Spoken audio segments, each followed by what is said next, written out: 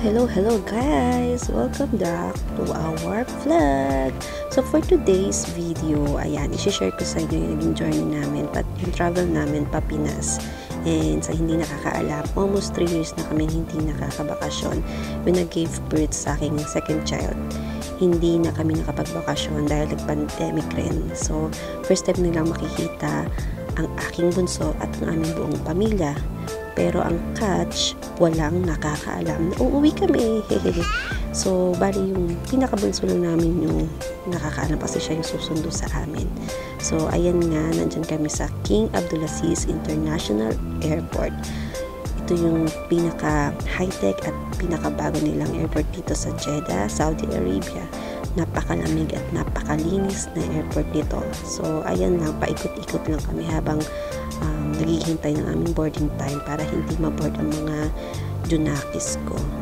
So, ayan, makikita nyo naman, sobrang linis ng airport nila at napakalaki, napakaluwag talaga. Ang daming waiting area, ang daming upuan, and medyo naaliw naman yung mga junakis ko dyan habang naghihintay nga kami ng aming boarding time. So, ang sasakyan pala namin ay ang Oman Air. First time namin ma-experience ang Oman Air at sana good experience siya. So, dyan na kami, naghihintay na kami ng aircraft namin. So, while waiting, cellphone rin pag may time. At ako naman, nag-charge naman ako dito sa kanilang charging station. So, yun, update ko kayo dyan dahil hindi na ako nakapag-video sa loob mismo ng aircraft. So, ayan. Saan kami napunta? Sa isang hotel sa Oman. Dahil sa kasamang palad, na-delay ang aming flight. Supposedly, 8 a.m. ang aming flight pa Pinas. Pero, na-delay siya to 7 p.m. Imagine, almost 12 hours kami dito sa hotel. Buti na lang, may pa-hotel ang Oman Air. Kundi, nga kami. So, ayan. Konting tour sa aming hotel. Actually, dalawa yung rooms na bigay sa amin, pero isa lang syempre yung inoccupy namin since family naman kami. And overall, okay naman yung hotel. May libreng breakfast at saka lunch. Almost 6 p.m. na rin kami nag-check out dito para sa aming pag-board. And yun lang, paaliw-aliw lang muna yung mga bata, drawing sila dyan. After nan, kumain kami tapos natulog saglit. Then, after namin matulog, kain ulit. At ito na nga guys, ito na yung pinakahihintay naming sandali. Ang sarap-sarap ng feeling ng isang balikbayan. Alam niya ng lahat ng mga OFW. Ito yung pinaka-antabay naming moment namin as balikbayan. Yung makita mo yung paglanding ng eroplano nyo sa Ninoy Aquino International Airport, pambansang Paliparan. O diba? Nakakaloka talaga yung feeling na to. Maiyak-iyak ako dito sa feeling na to. Yung pagbagsak niyan, kahit na mayubyug talaga kami dyan. Naiiyak na ako kasi makikita ko ng buong family. And ayun nga, ang sarap lang ng feeling kasi worth it talaga lahat. Ito yung paglakad namin dito. Grabe guys. Sobrang na-appreciate ko talaga yung goodness ng Panginoon sa buhay namin kasi sobrang imposible itong travel namin, itong bakasyon na to, pero He made it possible for all of us. At ayun, konting kembot na lang, malapit na kami sa aming tahanan at ito na nga, on the way na kami. Pala, hindi ko na videohan yung kapatid ko, pero siya yung sumundo sa amin, siya yung nag-drive sa amin from airport papunta sa bahay. At masasaksihan na namin yung reaction ng family namin. At as usual, si Ate Ching, ang hirap-hirap gisingin. Parang laging puyat ka girl. Ayun, ang haba-haba ng tulog mo, puyat ka pa rin. Kaloka. Pero ayun nga, almost malapit na kami sa bahay. So, abang-abang na lang tayo sa kanilang reaction. At ito na, ang Nostalgia Enclave sa Paliparan. O, diba?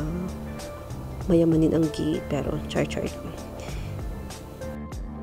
Ayan yung bahay na before kami umalis, paumpisa pa lang construction na, pero ngayon, tingnan mo naman, diba, bonggang-bongga na, ang ganda-ganda.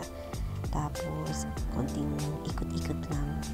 Mga moment na nagde-decide kami kung paano kami pupwesto sa pag-park ng sasakyan para hindi kaagad obvious. Pero, syempre, nanaig pa rin ang aking girl power. Ako ang masusunod. At ito na nga. Ayan na yung pinakakanto namin. Sorry guys. Ganyan lang yung bahay namin. Simple lang bahay namin. Pero, hindi pa yun tapos.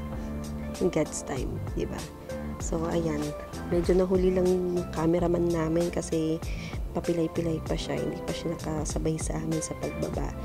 And, hindi ko na-videohan yung mismong reaction nila, pero I'm telling you guys, grabe yung iyak namin dyan. Ang unang sumalubong sa amin yung ate ko kasi siya yung nasa baba, pala si mama nasa taas. So tinawag na lang yan, nag-hysterical na siya dyan kasi sobrang nabigla sila, na-surprise talaga silang lahat sa pagdating namin. And sobrang saya talaga namin lahat dyan. Yung sampalin ng chinelas. Tadaan! Ayan dito. Bakit hindi pwede magpakasyon? Ganyan. At na-surprise sila. Sabi naman ng biyana ng ate ko, ba't hindi kami nagsabi? Surprise nga, diba? O, diba? Successful. Ayan. Bali, itong mismong araw na to, October 14 kami dumating. Ito talaga yung birthday ng mama ko. So, kaya, super big surprise talaga to para sa kanya. And, sunod nito, surprise naman namin yung tita ko, na malapit lang rin dito yung bahay. And, after nun, medyo konting kain lang siguro kami sa labas para i-celebrate ang birthday ng aming mother. Ayan, ang aking mama. Super iyak siya. Yung pamangkin, si Idel. And, yan, ang buong pamilya.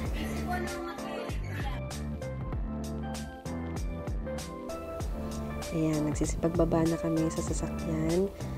Kailangan syempre may choreography kami kung sino ang mauunang makikita. Syempre kami yung last, kami yung surprise, diba? Surprise nga paulit-ulit tayo. Ito naman yung papasok na kami sa kanilang bahay. Ayan. Kinakabahan rin ako dyan kasi syempre, diba? Makikita ko rin sila.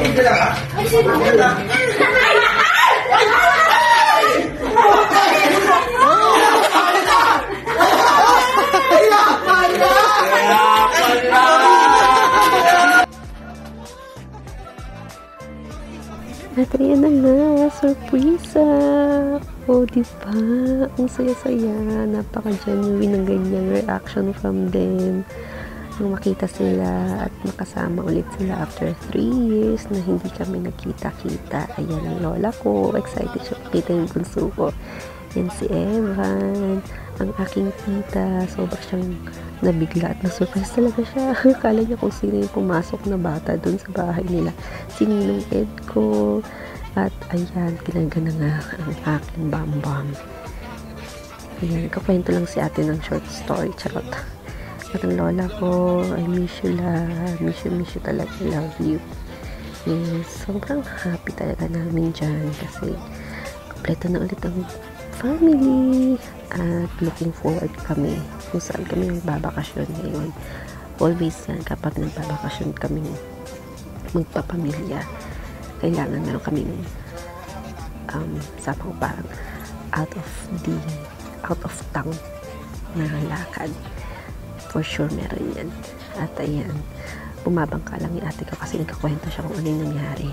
At may kutob na pala siya na talagang pauwi kami. Buti na lang talaga hindi siya nagbi-video call nung mga panahon na nasa flight kami or nasa Oman kami. And, ayan, konting chika-chika lang at magdi-decide na kami kung saan kami magsa-celebrate ng birthday ng aking mother. At syempre, sobrang saya nilang lahat.